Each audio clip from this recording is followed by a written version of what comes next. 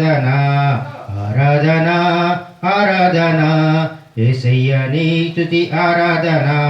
సర్పము కాటులకు సరిపోయిన వారిని లేపిన ఆత్మకే ఆరాధన. సర్పము కాటులకు చనిపోయిన వారిని లేపిన ఆత్మకే ఆరాధన.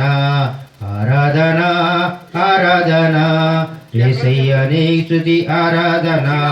ఇశ్రాయేలీయులకు రక్షణ ఇచ్చిన యేసుకే ఆరాధన. ఇశ్రాయేలీయులను కానాను చేర్చిన తండ్రికే ఆరాధన. ఇశ్రాయేలీయులకు రక్షణ ఇచ్చిన యేసుకే ఆరాధన. ఇశ్రాయేలీయులను కానాను చేర్చిన తండ్రికే ఆరాధన. ఆరాధన ఆరాధన యేసయ్య నీ స్తుతి ఆరాధన. ఆరాధన ఆరాధన యేసయ్య నీ స్తుతి ఆరాధన. హల్లెలూయా. స్తోత్రం చెల్లింతుము, స్తుతి స్తోత్రం చెల్లింతుము. యేసునాథుని మేలులు తలంచి స్తోత్రం చెల్లింతుము, స్తుతి స్తోత్రం చెల్లింతుము. దీవారాత్రములు కంటి పాపవలే కాచి దేవా రాత్రములు కంటి పాపవలే కాచి దయగల హస్తముతో బ్రోచి నడిపించితివి. దయగల హస్తముతో బ్రోచి నడిపించితివి. స్తోత్రం చెల్లింతుము, స్తుతి స్తోత్రం చెల్లింతుము. యేసునాథుని మేలులు తలంచి స్తోత్రం చెల్లింతుము, స్తుతి స్తోత్రం చెల్లింతుము. గాఢంధకారములో కన్నీటిలో ఎలలో గాఢంధకారములో కన్నీటిలో ఎలలో కృషించిపోనీయక కృపలతో బలపరచితివి. కృషించిపోనీయక కృపలతో బలపరచితివి. స్తోత్రం చెల్లింతుము, స్తుతి స్తోత్రం చెల్లింతుము. యేసునాథుని మేలులు తలంచి స్తోత్రం చెల్లింతుము, స్తుతి స్తోత్రం చెల్లింతుము. ఇవే కృపాధారము ప్రియక దేవా, నీవే క్షేమాధారము నా యేసయ్యా. నీవే కృపాధారము త్రియక దేవా, నీవే క్షేమాధారము నా యేసయ్యా.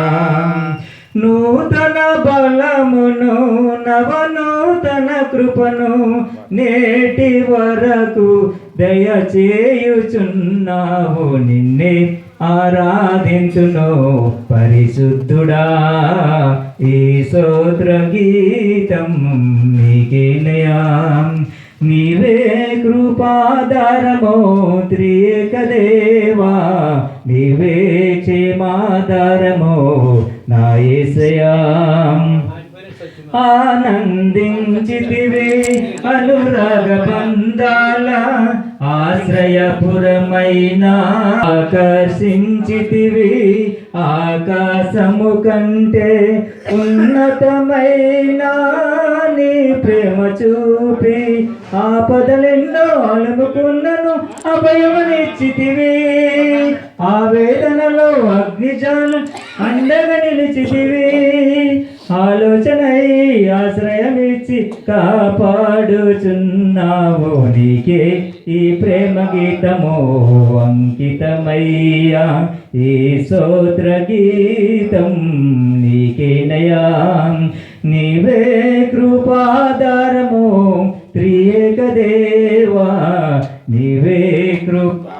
హరమో నా యేసయ్యా నీవే క్షేమాధారమో నా యేసయ్యా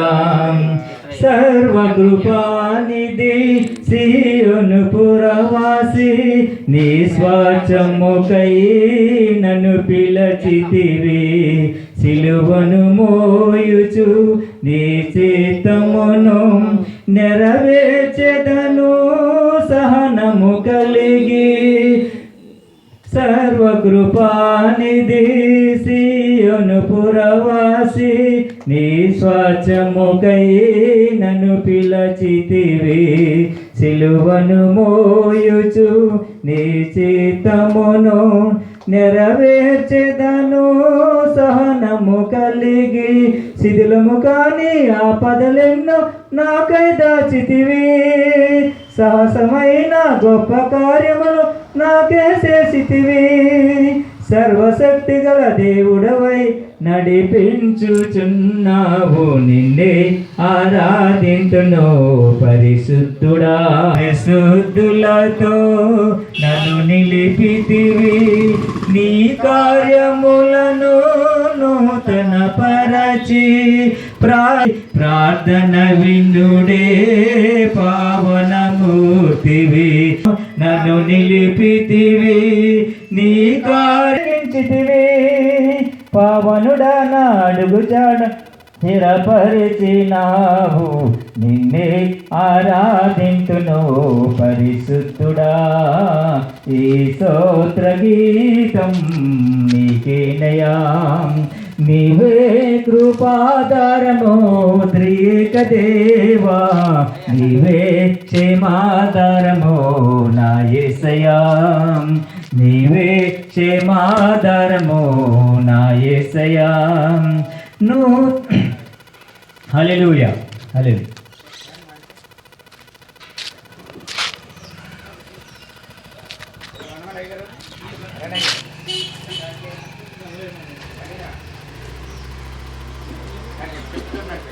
నాలు గై కొనుమా ఈ స్తుతి నీకే మా యేసుదేవా మనసార నిన్నే సేవింతుము మా మనసార నిన్నే సేవింతుము పరలోక దూతారి స్తోత్రాలతోనే మా స్తోత్ర గానాలు గై కొనుమా పరలోక దూతారి స్తోత్రాలతోనే మా స్తోత్ర గానాలు గై కొనుమా ఈ స్తుతి నీకే మా యేసుదేవా మనసార నిన్నే సేవింతుము మా మనసార నిన్నే సేవింతుము జగతికి పునాది నీవని మాలో నా ఊపిరి నీదేనని జగతికి పునాది నీవని మాలో నా ఊపిరి నీదేనని మా పోషకుడవు నీవేనని మా కాపరివి నీవేనని మా పోషకుడవు నీవేనని మా కాపరివి నీవేనని మా హృదయాలలో నిలవాలని నీ సాక్షిగా మేము బ్రతకాలని ఈ స్తుతి నీకే మా యేసుదేవా మనసార నిన్నే సేవింతుము మా మనసార నిన్నే సేవింతుము సత్య సంపూర్ణుడా సర్వలోకానికే చక్రవర్తివి నీవేసయా సర్వలోకానికే చక్రవర్తివి నీవేసయా నా సన్మానానికే మహనీయుడవు నీవేనయ్యా మహనీయుడవు నీవేనయ్యా నా సన్మానానికే మహనీయుడవు నీవేనయ్యా, మహనీయుడవు నీవేనయ్యా, కృపా సత్య సంపూర్ణుడా, సర్వలోకానికే చక్రవర్తివి నీవేసయ్యా, సర్వలోకానికే చక్రవర్తివి నీవేసయ్యా. ఎర్ర సముద్రము నీ ఆజ్ఞ మేరకు రహదారిగా మారగా, దాటిరే నీ జనులు బహుక్షేమముగా. ఎర్ర సముద్రము నీ ఆజ్ఞ మేరకు రహదారిగా మారగా, దాటిరే నీ జనులు బహుక్షేమముగా. ఆ జలములలోనే శత్రు సైన్యము మునిగిపోయినే, ఆ జలములలోనే శత్రు సైన్యము మునిగిపోయినే. కృపా సత్య సంపూర్ణుడా, సర్వలోకానికి చక్రవర్తివి నీవేసయ్యా. కర్తవైనా యెహోవా, నీ చేతి పని అయిన నాపై ఎందుకింత ప్రేమ. సృష్టికర్తవైన యెహోవా, నీ చేతి పని అయిన నాపై ఎందుకింత ప్రేమ. మంటికి రూపమిచ్చినావు, మహిమలు స్థానమిచ్చినావు, నాలో నిన్ను చూసావు, నీలో నన్ను దాచావు, నాలో నిన్ను చూసావు, నీలో నన్ను దాచావు. నిస్వార్థమైన నీ ప్రేమ మరణము కంటే బలమైనది. సృష్టికర్తవైన యెహోవా, నీ చేతి పని అయిన నాపై ఎందుకింత ప్రేమ.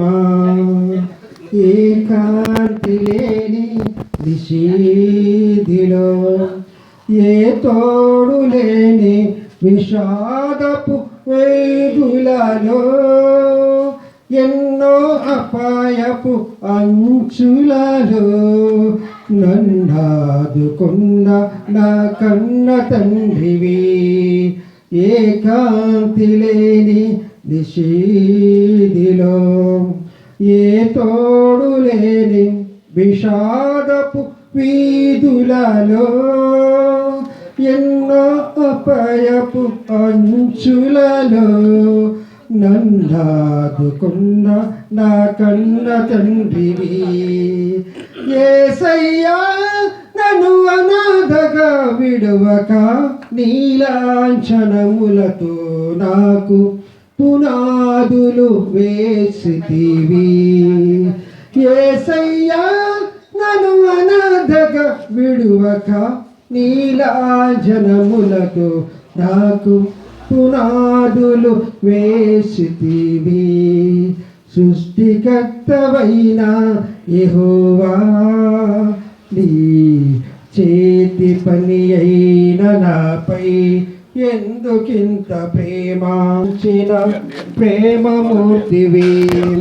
నిస్సారమైన నా జీవితంలో నిట్టూర్పులు నన్ను దినమెల్ల వేధించగా, నశించిపోతున్న నన్ను వెదకి వచ్చి నన్నాకర్షించిన ప్రేమమూర్తివి. యేసయ్యా, నన్ను నీ కృపతో బలపరచి ఉల్లాసంలోనే నా తుది శ్వాసను విడవాలని యేసయ్యా, నీ సేవలోనే నా తుది శ్వాసను విడవాలని యేసయ్యా, నీకై బ్రతకాలని ఆశయా, నీవే నా ఆశయ, నీవే నా శ్వాసయ, నీవే నా సర్వము యేసయ్యా, నీవే నా ప్రాణము యేసయ్యా, నీవే నా సర్వము యేసయ్యా, నీవే నా ప్రాణము యేసయ్యా.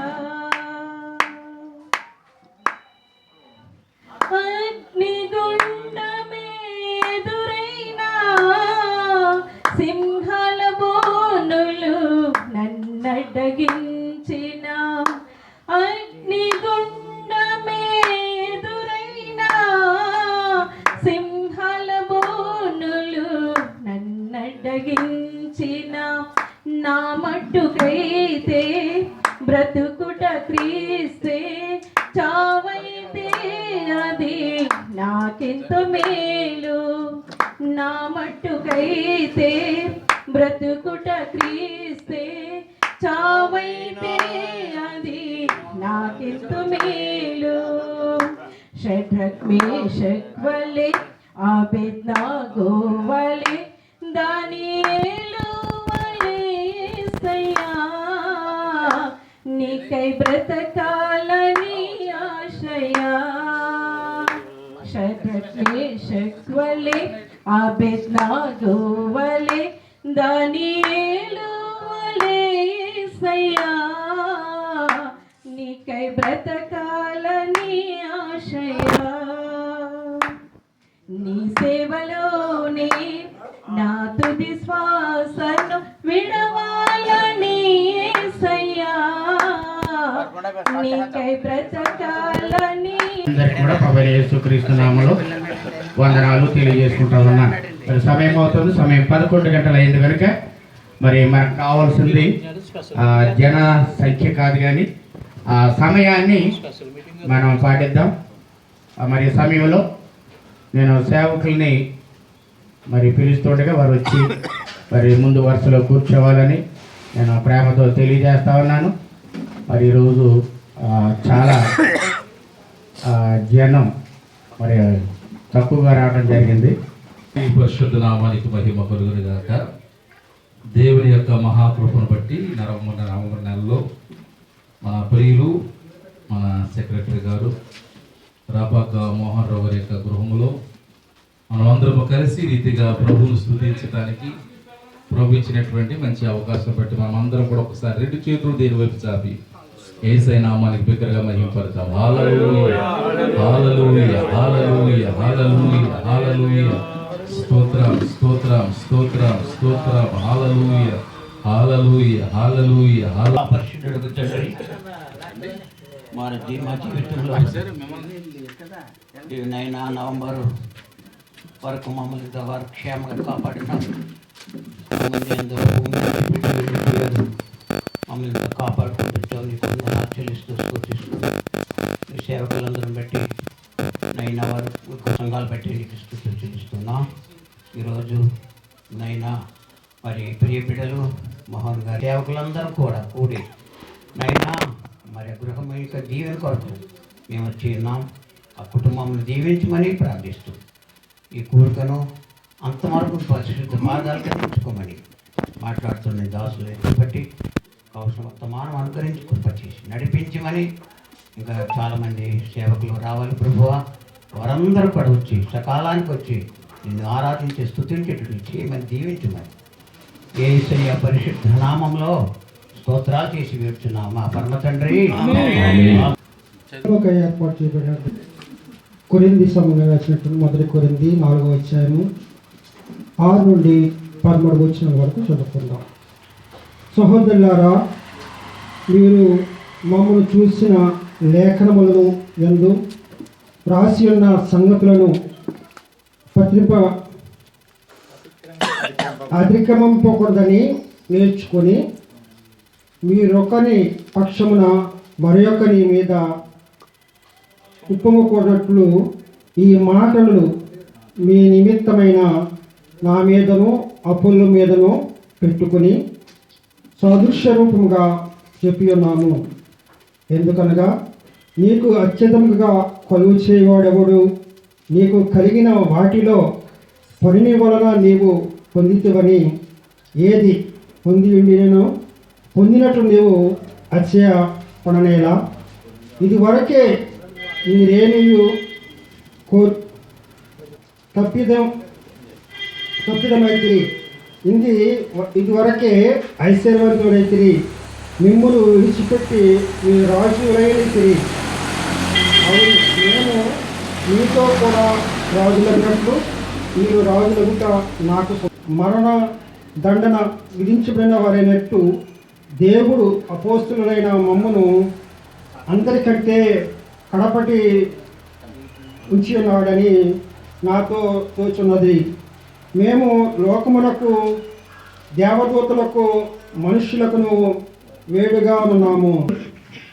ఈ దైని ప్రేమాని కృపాని కనికరం పెట్టిన ఆయన పిలుసు సావాసం నా తండ్రి, నాయన రాబా మోహన్ గారి గృహమందు నా తండ్రి, ఆయన ఏర్పాటు చేయడానికి చిత్తమైంది, నీకు ఇష్టమైంది నాయన.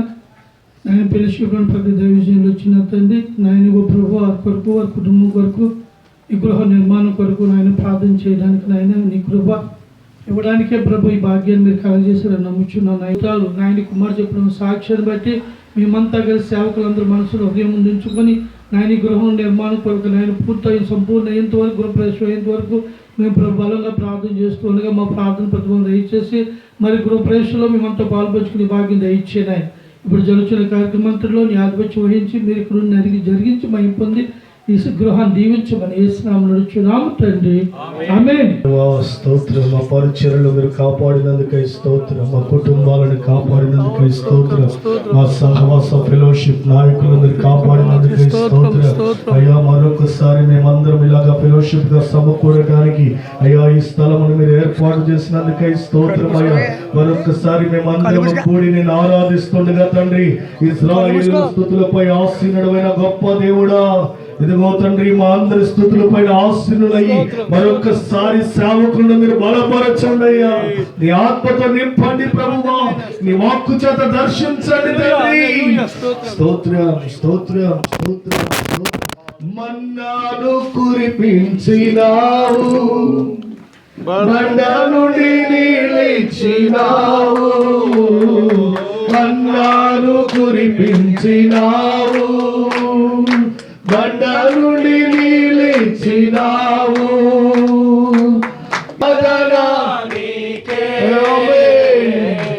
ఆరాధన స్తుతి ఆరాధన ఆరాధన నీకే, ఆరాధన నీకే. మహిమ ఘనతకు అర్హుడవు, నీవే నా దైవము. మహిమ ఘనతకు ఆమేన్. నీ మొదటి పత్రిక 4వ అధ్యాయం 11వ వచనం నుంచి చదువుతున్నాను. ఈ గడియ వరకు ఆకలి దప్పులు కలవారును దిగంబరులము పిడిగుద్దులు తింటున్నాము, నీవే సేవకులుగా మనం దేవుని స్తోత్రం చేద్దాం. చిన్న ప్రార్థన. పరిశుద్ధ వందనాలు తండ్రి, ఇగోనైనా నీ యొక్క లేఖనంలో నుంచి కొన్ని మాటలోనైనా వివరిస్తుందా అడిగి వేడుకుంటున్నాం మా పరమ తండ్రి, ఆమేన్. దేవుని యొక్క వాక్యంలో మనం చూసినట్లయితే సేవకుల గురించి రాయబడిన మాటలు ఏంటి అని అంటే, పెంటగా మనం లోకానికి ఉన్నాం, మురికిగా మనం ఉన్నాం. మనమేమనుకుంటున్నాం, సేవకులు నేను గొప్పవారు, లేకపోతే మనం ఉన్నతమైన స్థితిలో ఉన్నాం అనుకో. లోకానికి ఎలా ఉన్నాం అంటే ఎన్నిక లేని వారుగా ఉంటూ ఉన్నాం. అందుకైన ఎన్నిక లేని వారిని ఏర్పాటు చేసుకున్నారు. ఏర్పాటు చేసుకున్న సేవకులు, ఎరిగి ఉన్న సేవకులు, సేవలో పరిచయం సేవకులు ఏ విధంగా ఉంటారు, ఏ విధంగా ఉండాలి అని తెలియపరుస్తూ కొన్ని మాటలు దేవుడు ఆ రాత్రి కాలం ముందు ధ్యానం చేయడానికి దేవుడు సహాయం చేశాడు. దేవుడు స్తోత్రం చెల్లిద్దాం. హల్లెలూయా. తిమోతి రాసిన 2వ పత్రిక నుంచి కొన్ని మాటలు జ్ఞాపకం చేసుకున్నాం. 2వ అధ్యాయం మొదటి నుంచి కొన్ని వచ్చిన చదువుకున్నాం. నా కుమారుడా, క్రీస్తు యేసునందు కృపచేత బలవంతుడు కమ్ము సంఘానికి తెలియపరుస్తూ దేవుని యొక్క మాటలు ఏ విధంగా రాయబడిన ఆలోచన చేస్తే మనం ఎలాగ బలవంతులు అవుతున్నామంట? దేవుని యొక్క కృపచేత మాత్రమే బలవంతులం అవుతున్నాం. మనం ప్రతి సేవకుడు కూడా బలహీనుడే, ప్రతి వ్యక్తి కూడా బలహీనుడే. దేవుని యొక్క వాక్యం సెలవిస్తుంది, నన్ను బలపరచు అని అంటే నేను సమస్తము చేయగలను. ఒక వ్యక్తిని బలపరచలేడు, ఒక వ్యక్తిని బలహీనపరచలేడు. బలహీనపరిచేవాడు బలపరిచేవాడు యేసయ్య ఒక్కడే. అందుకే ఇక దేవుని యొక్క వాక్యం అనుసరిస్తుంది, నా కుమారుడా క్రీస్తు యందు కృపచేత నీవు బలవంతుడు కమ్ము. దేవుని యొక్క కృప మనకు ఉండాలి. ఈ యొక్క గృహాన్ని గురించి మంచి సాక్ష్యం చెప్పారు మోహన్ అన్న. దేవుని యొక్క కృప ఉంది కాబట్టి ఈ రోజు ఈ విధంగా ఈ యొక్క గృహంలో స్తుతించడానికి దేవుడు కృప చూపాడు. చక్కని గృహాన్ని దేవుడు దయచేశాడు. అదేవిధంగా నాకు కూడా గృహం లేనప్పుడు, ఒక గృహాన్ని కట్టాలని ఆశ కలిగినప్పుడు మన తోటి సేవకులందరూ కూడా తమ ఇంటికి వచ్చి ప్రార్థన చేశారు. మాకు లోన్ రావాలి, అసలు లోన్ రాలేదు, కానీ చక్కని గృహం కట్టడానికి దేవుడు ద్వారం తెచ్చారు. దేవుని స్తోత్రం. ఇదంతా ఎవరు అంటే ప్రభు వల్ల మాత్రమే జరుగుతుంది. నువ్వు నమ్మకంగా ఉండేటప్పుడు, నమ్మకంగా నువ్వు దేవుని యొక్క వాక్యాన్ని ప్రకటించేటప్పుడు, నమ్మకంగా సేవకుల పరిచయంలో ఉండేటప్పుడు దేవుడు మన యొక్క ప్రతి అవసరం తీర్చే దేవుడు ఆయన. అందుకే మనం ఎలా నమ్మకమైన వారుగా ఉండాలి. అందుకే దేవుని యొక్క వాక్యం, నా కుమారుడా క్రీస్తు యేసునందు కృపచేత బలవంతుడు. కృప అంటే ఏంటి మన ఆలోచన? దేవుని కృప వలన నేను ఈ గృహాన్ని సంపాదించుకున్నాను. ఒకప్పుడు గృహం లేనప్పుడు, నిరీక్షణ లేనప్పుడు అనుకుంటాడు ఆయన, కానీ పొందుకోలేంది మనం పొందుకోలేదు దేవుని యొక్క కృప. కొన్ని పొందుకోగలం, కొన్ని పొందుకోలేం. పొందుకున్నవి దేవుని చేత వస్తుంది కాబట్టి అంటాడు, నా కృప వలన మాత్రమే దేవుని యొక్క వాక్యం సెలవిస్తుంది. తర్వాత అంటున్నాడు కదా, మనం ఎలా సేవకులకి ఏముందండి? శ్రమ లేకుండా క్రైస్తవుడు కాదు, శ్రమ లేకుండా సేవకుడు కాదు. అందుకంటాడు, శ్రమ దినమున నీవు కృంగిని వాడి ఎడల చేతకాని వాడవగుతావు అన్నమాట. సంఘాల్లో ఈరోజు పరిచయం ఎలా ఉంది? అన్ని శ్రమలే. సంఘ పెద్దల ద్వారా శ్రమలు, సంఘ పరిచయం ద్వారా శ్రమలు, బయట వారితో శ్రమలు. అందుకే వాక్యాన్ని సెలవిస్తున్నాడు. ఏమనంటే ఆయన అదే మాట్లాడుతున్నాడు, శ్రమను అనుభవించము. ఎలాగా? క్రీస్తు యొక్క మంచి సైనికుడైన నాతో కూడా శ్రమను అనుభవించము. సైనికుడు అంటే ఒక మాట ఉంది, సైనికుడు జై జవాన్ అంటారు అంతే. రైట్ అంటే జై కిసాన్, జై జవాన్ జై కిసాన్. ఇప్పుడు కాదు, మనం పెట్టింది కాదు. ఇదే బైబిల్ గ్రంథంలో సైనికుడు అని రాయబడి ఉంది. సైనికుడు అంటే సిద్ధపడేవాడు, తర్వాత తనకు తానుగా సిద్ధపరచబడిన వాడు. మామూలుగా కాదు. ఒక సైనికుడు అంటే మామూలుగా ఎవరు? సోల్జర్ అంటే మొత్తం ఈ దేశానికి మనకి ఈ సైన్యం ఉంది కాబట్టి ఈరోజు మనం ప్రశాంతంగా నెమ్మదిగా మనం పడుకుంటూ ఉన్నాం. వారు ఆ యొక్క బాటల్లో నిద్ర లేక, ఆహారం లేక, వస్త్రాలు లేక, కుటుంబంతో సంబంధాలు లేక మన కోసం వారు ఉంటూ ఉన్నారు. నీవు దేవుని యొక్క సైనికులుగా మనం ఏం చేస్తున్నాం? సంఘాన్ని మనం ఎలా చూస్తున్నాం? ఇక్కడ అదే మాట సెలవిస్తున్నాడు అనమాట. శ్రమ అనేది ఏ సమయానికి వస్తుందో మనకు తెలియదు.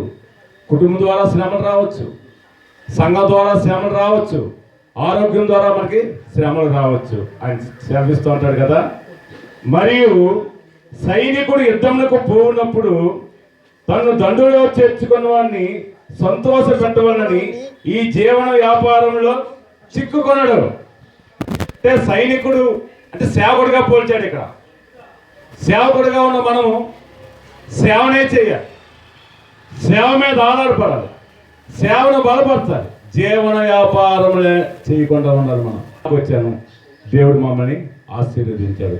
2 సంఘాలు ఇచ్చాడు. చిన్న శృంగారపురం సంఘం కట్టబడింది, పెద్దలంకలో చింతావరి సంఘం చిన్నది. కానీ దేవుని పరిచయాలు అనేకమైన పరిచయం చేయడానికి దేవుడు కృప చూపిస్తున్నాడు. సంఘాలు క్రిస్మస్ చేయడానికి, మీటింగ్లు పెట్టడానికి, అనేక మంది సేవకుల పరిచయాలు, అనేక మంది సేవకులను బలపరచడానికి దేవుడు సహాయం చేస్తున్నాడు. కారణం ఏంటంటే నమ్మకముగా మనం పనిచేసేటప్పుడు. అందుకే సైనికుడు ఎలా ఉంటాడంటే తన యొక్క జీవితాన్ని గురించి, తన కుటుంబాన్ని గురించి ఆలోచన చేయలేనా. మన గురించి దేవుడు మనకి అనేక స్థలాల్లో ఆయన అంటాడు, నమ్మకమైన బల మంచి దాసుడా. ఈ యొక్క పేరును మనం సంపాదించుకోవాలి.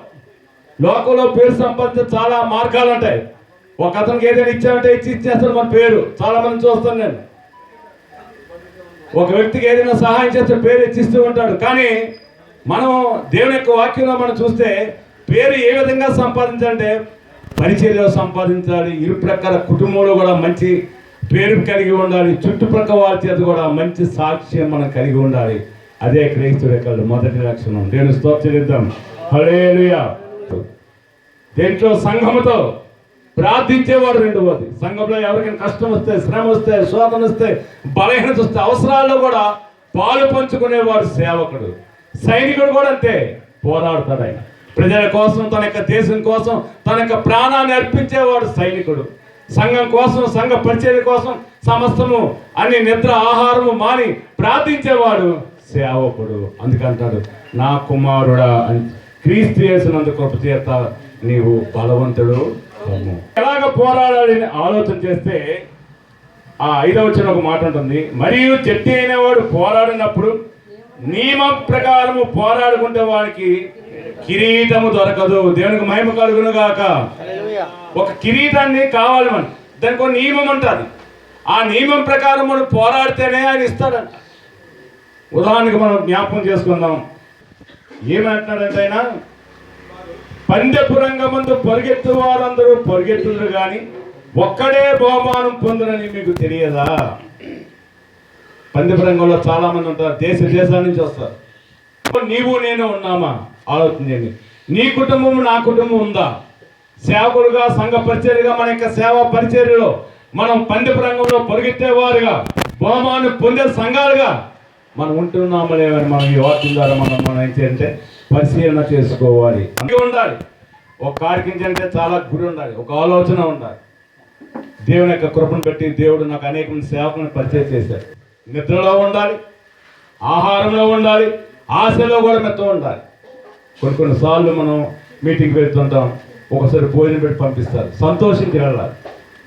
ఇచ్చే కానుక పెట్టి తృప్తిపరచబడాలి. ఈరోజు తృప్తిగా ఉంటున్నామా లేదా, మెత్తము కలిగి ఉంటున్నామా లేదా? మనం మొట్టమొదటి మనం చూస్తే మన యొక్క నిద్రలో మెత్తముగా ఉండాలి. యేసు ప్రభువు అదే చెప్పారు, ఈ క్షణమైనా మీరు మెలుకోకుండా ప్రార్థన చేయలేరా? చూసారా, ఏ సమయంలో మాట్లాడైనా సిలువుకు అప్పగించబడేటప్పుడు అయ్యా మెలుకోకుండా ప్రార్థన చేయండి అనేటప్పుడు వారికి ఏమొచ్చింది? అపవాది దూరింది.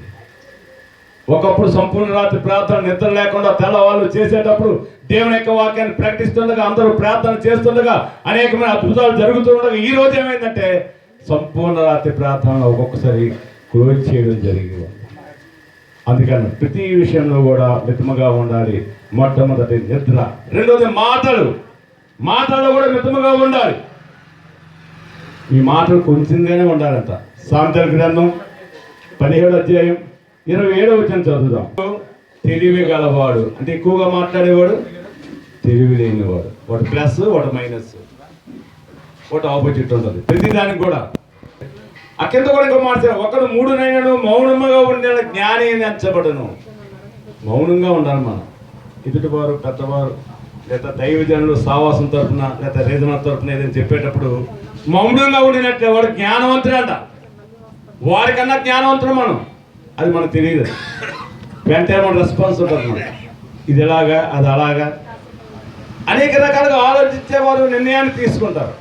అందుకే అన్నాడు, ఒకడు 3 నెలలు మౌనంగా ఉండి జ్ఞాని అని ఎంచబడును, అట్టి వాడు పెదవులు మూసుకొనగా వాడు వివేకే అని ఎంచబడును. వ్యవసాయకుడే మొదట పొలములలో పాలు పుంజుకొనవాడు, నేను చెప్పు మాటలు ఆలోచించుకొనమని దేవుని యొక్క వారికి సేవిస్తుంది.